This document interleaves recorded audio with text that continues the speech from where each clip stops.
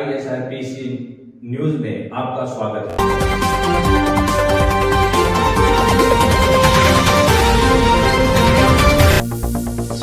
चलो दर्शक मित्रों, नवा विडियोમાં આપનું હાર્દિક સ્વાગત છે ને જોશું સમાચાર વિગતવાર।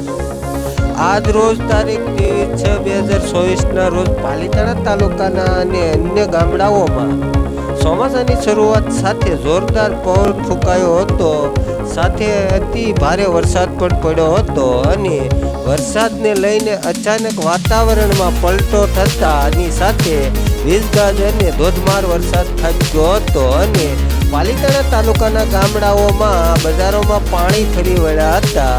ત્યારે પાલીતાણાના ઘેટી, નાનીમાળ, દોદરડા, દુધાળા, કંજરડા અને રાણપરડા જેવા ગામડાઓમાં મુશળધાર વરસાદ વરસ્યો હતો।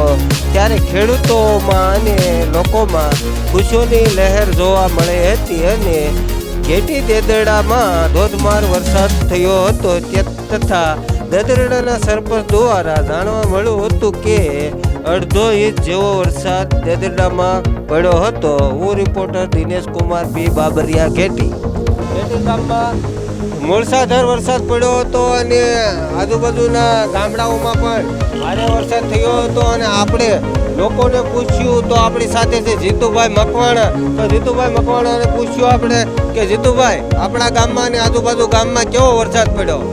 આપણા ગામમાં વરસાદ સારો પડ્યો છે, 3 વર્ષની અંદર નથી પડ્યો એવો પહેલી વારમાં વરસાદ પડી ગયો છે અને આની લીધે ખેડૂતો બધા મોજમાં આવી ગયા છે અને ખેડૂત બધા રાજી ગયા છે।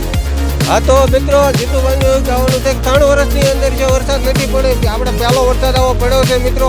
અને આપ જોઈ શકો છો કે નહેરો પણ ધોધમાર ચાલ્યું જાય છે। અમારે આ છે ગાદડીઓ કહેવાય ઘેટી ગામનો અને આજુબાજુના પાલીતાણા તાલુકાના તમામ ગામડા મતલબ ઘેટી, નાનીમાળ, દુધાળા, કંજરડા, દેદરડા અને રાણપરડા સર્વ ગામોમાં ખૂબ જ વરસાદ પડ્યો છે મિત્રો। અને દેદરડાના સરપંચ દ્વારા પણ આપણને જાણવા મળ્યું છે કે દેદરડા ગામમાં પણ ધોધમાર વરસાદ થયો છે અને અડધોથી પોણો ઇંચ વરસાદ પડ્યો છે। તો આપણે જીતુભાઈને પૂછ્યું કે જીતુભાઈ, આપણા ગામમાં ઓછામાં ઓછો લગભગ તમારા અંદાજ પ્રમાણે કેટલો વરસાદ પડ્યો છે? આપણે ઓછામાં ઓછો 2 થી 2.5 ઇંચ વરસાદ પડ્યો હોય એવું લાગે છે। જો એમાં આવું પાણી ક્યારે આવ્યું નથી।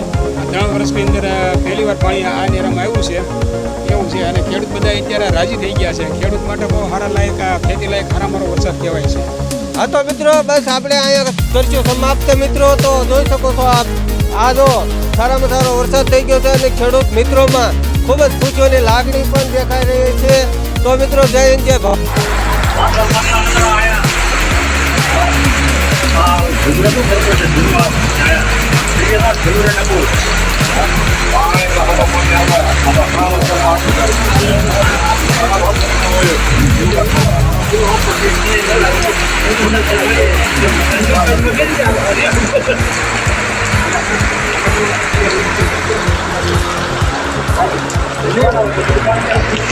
Thank you.